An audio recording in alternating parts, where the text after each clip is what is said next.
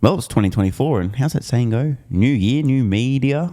Oh, wait, no, that's not how the saying goes. Of course not. This is classic. Just going to share a few little headlines regarding Tesla's latest devastating setback. Another over-the-air software update. Doomberg titles their video, Tesla recalls 1.6 million cars due to autopilot crash risk. Let's hear what they actually say about this supposed recall with this supposed crash risk, and then we'll check out some more media coverage. Tesla recalling more than 1.5 million cars in China due to autopilot issues, increasing the risk of accidents. Ed Ludlow is in San Francisco. Look, it's never good when you've got a recall. The question is the gravity of it and the size. So contextualize that for me. Yeah, the reality is that it is a recall in name only. The concern of China's regulator is that Tesla is not doing enough to draw the driver's attention to the rules of the road. And in using autopilot, the regulator is concerned that there will be misuse that could result in accidents. The solution is an over... So hold up a moment here. I thought that the title implied a crash risk, an autopilot crash risk. And if I didn't know any better, if I'd only seen the headline, which is how most people develop their opinions about things, I might have thought that Tesla's autopilot itself was dangerous enough and could cause an increase in the risk of a crash so dangerous that 1.6 million vehicles in China were physically recalled. But once again, this is a literal over-the-air software update for what? Driver monitoring. In other words, Tesla being asked and complying, hey Tesla, there's a lot of dumb fucks out there who are risk to other drivers on the road. We would like you to ensure that your software annoys them and make sure they pay even better attention. As opposed to, let me think here, every other fucking vehicle on the road, which doesn't even have the ability to do driver monitoring, let alone to nag them to pay attention. I mean, what? And I do have to give credit here to Doomberg. Ed's being reasonable. However, the people titling Bloomberg's videos and segments are not. Over-the-air software update. It's not as if the regulator is forcing Tesla to take back physical possession of the cars. But again, if you're a typical NPC, you skim a few headlines, you hear Tesla is recalling 1.6 million cars due to autopilot crash risk, and you would assume that they are physically recalling 1.6 million vehicles. And that there's legitimate crash risk. Again, I have to underscore this. This relates to driver monitoring. Hey Tesla, you need even more stringent driver monitoring, okay? Sure, okay, we'll do a software update, whatever. And all the other vehicles on the roads that don't have driver monitoring, what then? I guess their driver monitoring's completely up to scratch. Now, I understand the argument. If they don't have a hands-free / driver assist feature, I get it. But the point still stands. Tesla is actually doing driver monitoring in the first place, meaning they will catch drivers out who are misusing software or doing things that are dangerous, as opposed to most other vehicles, which won't. I'm sure most people watching, since 95% of my audience are male, may have engaged in certain activities in a moving vehicle that weren't necessarily the safest activities. Aren't you glad there was no driver monitoring software to tell you, hey, no roadhead for you? Wait, what? 1.6 million vehicles in China impacted, as you said. Those are for domestically or locally built Model 3 and Y from 2014 through to the end of last year, and also any imported Model S and X within the same time period. And it mirrors really closely what happened last month in the US, right, with NHTSA. That was, again, a recall in name only, where the solution was a software update. You can do it at the press of a button overnight very quickly if you're a Tesla owner. But the stock is under pressure. We're down for a sixth straight session, matching the run of declines that Tesla had in August. The stock's trading at its lowest level since November. It's on track for its biggest weekly decline since October of 2023. It is down for a third straight week. So again, a recall in name only, but it seems to be pressuring the shares. We're down 0.6% in this Friday session. And it's part of a sort of news cycle that has seen Tesla under a bit of pressure of late. And it's What's new? Now, I do again have to give credit to Ed here. He's being honest and reasonable here. The higher-ups at Doomberg, however, just want eyeballs to sell to advertisers, so whatever it takes, including extremely misleading titling and labeling of this segment. And of course, the finance media and the fake news in general having an absolute field day, licking their lips. Oh, look, the word Tesla plus something that we can spin is extremely controversial and dangerous. Remember, if it bleeds, it leads. More eyeballs, more clicks for us. Yahoo Finance jumping on the bandwagon again. Tesla recalls 1.6 million EVs in China over autopilot concerns. And it gets even better. This absolute doozy from Australia's own Sky News. An extremely politically biased news outlet, but they wear it on their sleeve as opposed to many other outlets who pretend to be rather neutral. But just check this out. Now, for those who don't know the background, the short story, Australians will confirm, the ownership structure of Sky, big fans of the fossil fuel industry, probably eat coal for breakfast, extremely anti-electric vehicles. Check out their headline. This is libel. Tesla should probably sue. Tesla recalls more than 1.6 million EVs as faulty steering discovered. That's right. According to Sky News, faulty steering has been discovered. Really, Sky? Please tell us more. Now, I'm not going to bother watching this short segment, but I am, however, going to skim through some of the comments because I suspect that many of Sky's nearly 4 million subscribers, given their subscription to Sky News, probably have many of the same beliefs and opinions about certain things, such as electric vehicles. We might find some hilarious comments. And a few people going, oh, hey guys, it was a software update and what the hell? Let's see. The description's actually worth reading as well. More than 1.6 million Tesla cars have been recalled in China. The operation was initiated after faulty steering software was discovered. Okay, let's look through some highlights in the comments section. Though remember, these may more be lowlights. If someone can change how the steering works remotely over the air, I refuse to get into one of these vehicles. There has been no system in this world that has not been hacked. It's only a matter of time, blah, blah, blah. Okay, cool. You're welcome to continue using your horse and buggy. I'm sure everything will be fine. A more accurate description would be Tesla sends out software update. On point. And Elon wants to send people to the moon in spaceships. Probably a risking move if they can't get the cars to work properly. Jeez. Self-driving cars will stimulate the industry, especially the insurance industry. Now, this is true. Those extra volatiles, that's very smart, get it, EV, extra volatiles, certainly have a bad habit of going up in flames. This is great. Spontaneous combustion. By the way, what is the carbon footprint of just one of the batteries in an EV, from the heavy equipment to the plastic casing? By the way, this is quite a funny comment. It is a genuine and reasonable question, but when you look at the life cycle of the vehicle, it's no contest. EVs, significantly lower impact. This is a great example when you see this question of single level thinking, one layer deep. There's nothing wrong with asking the question, but it just goes to show somebody thinks one layer deep and goes, gotcha, see? Having failed to think deep enough to realize, hang on, we've got to factor in the lifetime of ownership here. What does that look like? Another reasonable comment here. Tesla says the recall will be carried out via remote software updates. So it's not really a recall since that would require returning your car to the manufacturer or dealership, blah, blah, blah. Okay, yep, cool. I can't wait until 2034 when people are using their old Teslas to power their home. If we're still around anyway. And now we have somebody with some emojis seeming to suggest that electric vehicles spontaneously combust. I'm noticing a trend here. Remote software update isn't a recall. Facts. Media. More than 1 billion Windows users face a recall due to bug a software update was be sent out via the internet. I think we get the point. English probably not the first language there, but yeah. Why is it that the media isn't running headlines and articles about every software update for every piece of hardware on Earth? Good question. Teslas are full of surveillance technology. They monitor your conversations, location, etc. and send the info back to Big Brother, says Tinfoil Hat 7564. The only time the steering fails in my petroleum-driven vehicle is when I'm not watching where I'm going. Garbage in, garbage out. Interesting, by the way. The perception of this commenter, just based on the headline alone, is that there was a steering failure in the Tesla vehicles. I mean, it ain't this person's fault. That's what the headline said. The headline is false, though, but some more reason in the comments here. Not a recall, is it? Update. Doesn't sound as dramatic. Another one. Fake news. Remote software update isn't a recall. So it's an update, not a recall. I'll get my notice on my laptop and I won't have to listen to nonsense. And my steering is great. I expect more from Sky News, not the CNN type stuff. Pieces of junk and not fit for purpose. Not just Teslas, but all EVs. Lol, I'd never buy a Tesla. They're lemons. Oh boy. This is a great one. Somebody seems a bit triggered here. I expect to see comments from fanboys claiming this isn't a recall. I mean, bro, where does your head need to be other than up your own ass to even say this? It's not a recall. It's a software update. If you asked 100 people on the street, what is the definition of a recall as it relates to a vehicle, the automotive industry? When you hear vehicles recalled, what does that mean to you? What does recall mean? Aside from the few people that don't even know what recall means in the first place, everyone's going to answer the same.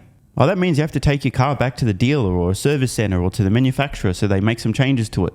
To physically recall a physical object to a different location to make changes. So it's entirely reasonable to point out that a software update over the air is not a recall. But I'm just a Tesla fanboy, so you can ignore everything I say. Fake news. It's not a recall, it's a software update. Man, Sky getting absolutely barbecued here. Oh, here's a good one. The EV business is going to collapse in 2024. Even Tesla won't be spared. EVs are not going to be the future of cars. This person's still clearly in the first stage of grief, denial.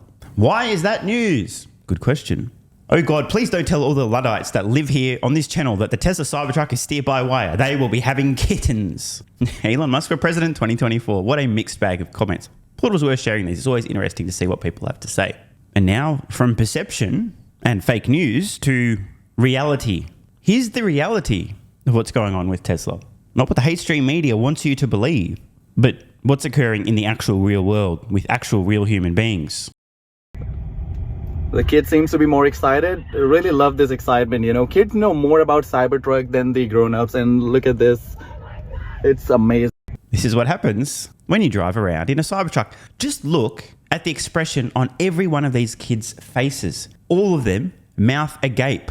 Not even kidding. Wide open, wide open, wide open, wide open. They're freaking the fuck out. Bro over here is bouncing up and down, can't contain himself. I mean, these kids are losing their fucking minds. I mean, look at this dude. And this shot here, absolutely classic. Minds collectively blown.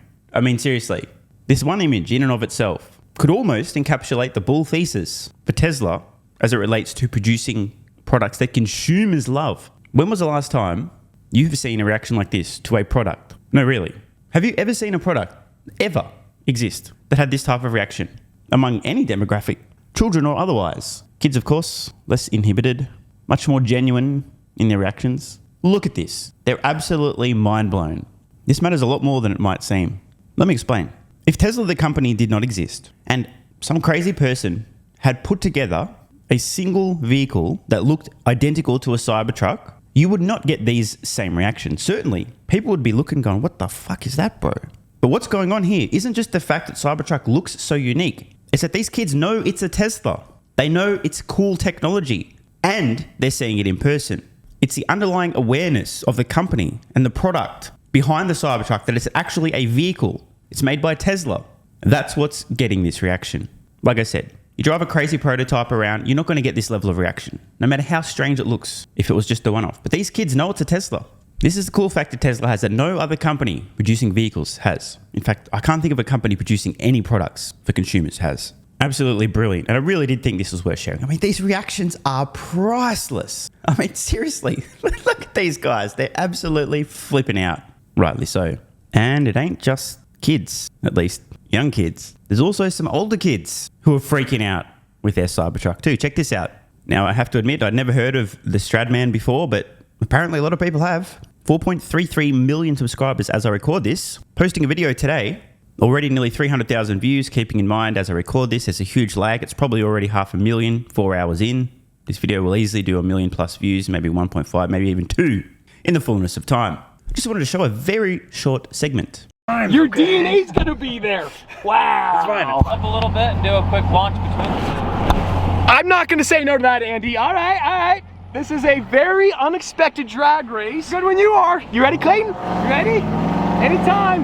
Oh, they gotta figure it out. We got one button, Andy. Oh, you ready? Okay. Go. Whoa. Let's go, TRX. Honestly, though, that's not bad. In the snow, that was not bad. Okay, wow, Andy. Jeez, bro. Unbelievable. Round 2? Yeah, let's do it again. You go on 2. We good? All right. 3, 2, 1, go. Come on, Clayton. Let's go. That thing looks so crazy. The rooster tail coming off that thing. I like the Cybertruck. I know a lot of you guys hate the Cybertruck. I like it. I love it. Ugly, or do you love it? You can be honest. Do you think this is the ugliest vehicle? When you pulled in, everybody inside was like, look at that. I mean, does that not tell you everything you need to know?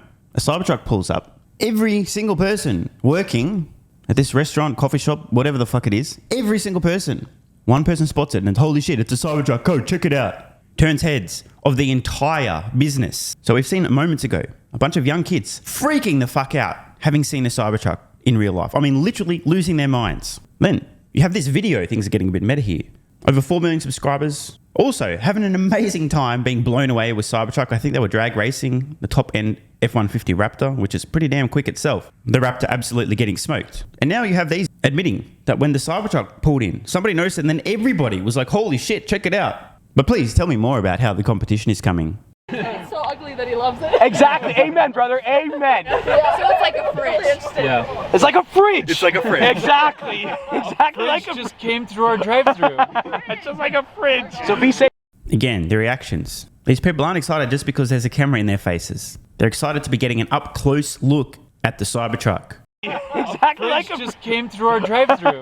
It's just like a fridge. So be safe on the way home. Oh, it's a little slippery. Andy's just over here farting. We're trying to have a nice conversation, little romance, little ambiance. No.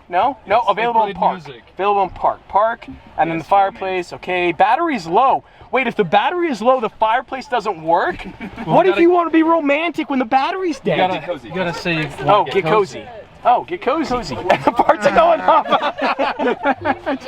There's no better day than Chick-fil-A day. Now the Cybertruck comes in 3. So there we go. It was a Chick-fil-A. And again, even that moment, putting in romance mode while parked at the drive-thru, what other vehicle would you have that experience? The joking around, the fun, the shared laughter. Oh, that's right. None. But please tell me more about how the competition is coming.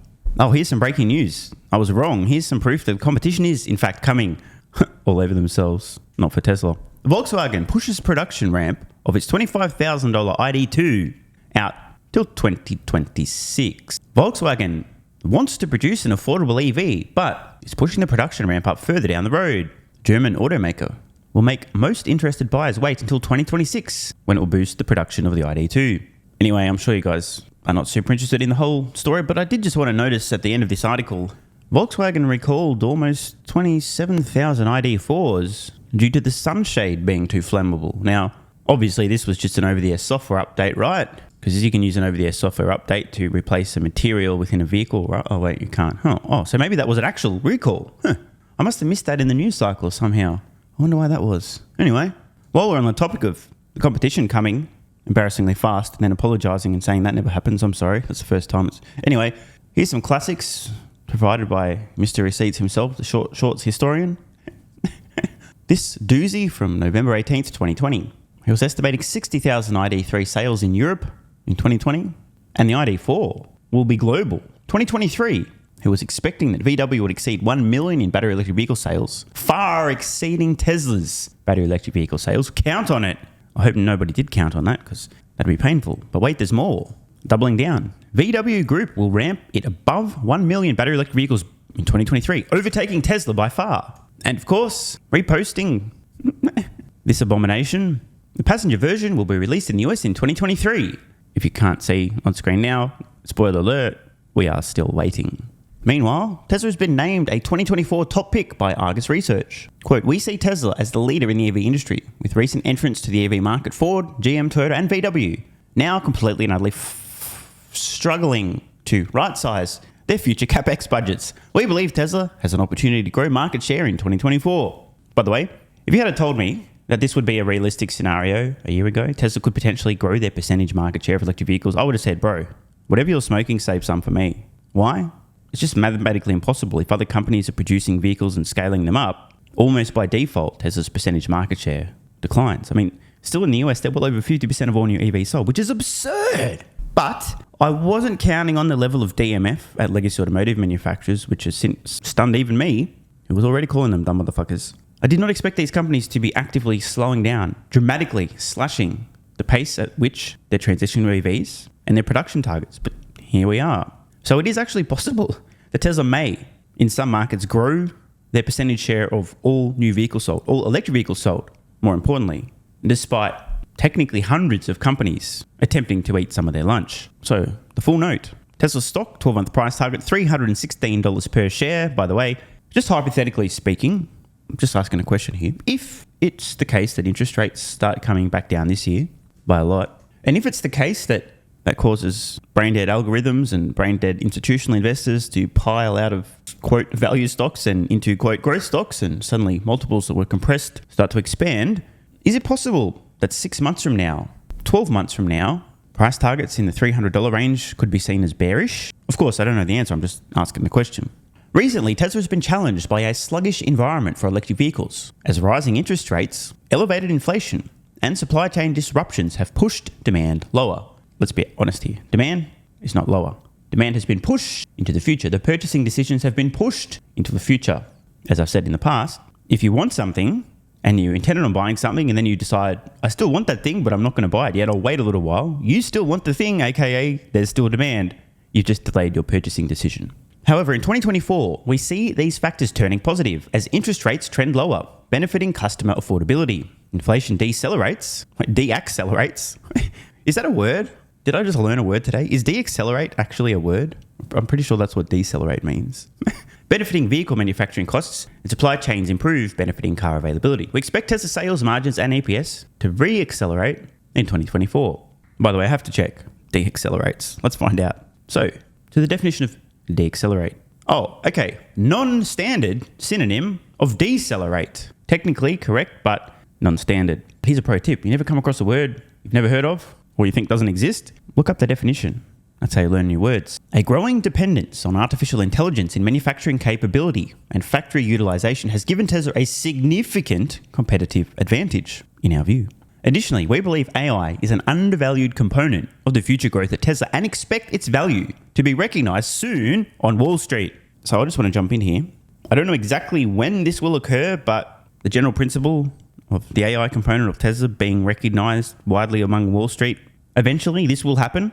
And when it does, I'm sure that Tesla's going to have an extremely quiet day, week, month, quarter, and year. And when I say Tesla, I do mean the stock. In totally unrelated matters, I continue to buy with every spare cent. And between you and I hope that this moment of recognition regarding Tesla and their AI leadership is in the distant future, but I won't be counting on it. As FSD, battery cell production, and AI-enabled robots become a bigger part of the future at Tesla, we see Tesla as the leader in the electric vehicle industry. Despite an increase in competition, Tesla accounts for roughly 50% of the EV market in the US and almost 20% of global shipments. With recent entrants to the EV market, Ford, GM, Toyota, and Volkswagen, along with brand new entrants such as NIO, Lucid Motors, and Rivian, now struggling to right-size their future capex budgets, we believe Tesla has an opportunity to grow market share in 2024. And I can't argue with that. Want more content? Early access? Bunch of perks? Click the links in the pinned comment. AG1 has given me a massive, meaningful boost in energy, allowing me to do a lot more every day, including using my brain more and using my body more. I highly recommend you guys and girls check it out. It's an excellent way to fill in nutritional gaps. It's got 75 high-quality vitamins, minerals, and whole food source nutrients, plus prebiotics and probiotics and digestive enzymes and adaptogens to help you deal with stress. Plus, if you click the link in the pinned comment or head to drinkag1.com/SMR, you can get yourself a 1-year free supply of vitamin D3 and K2. But don't take my word for it. Here's what some of you guys and girls have to say.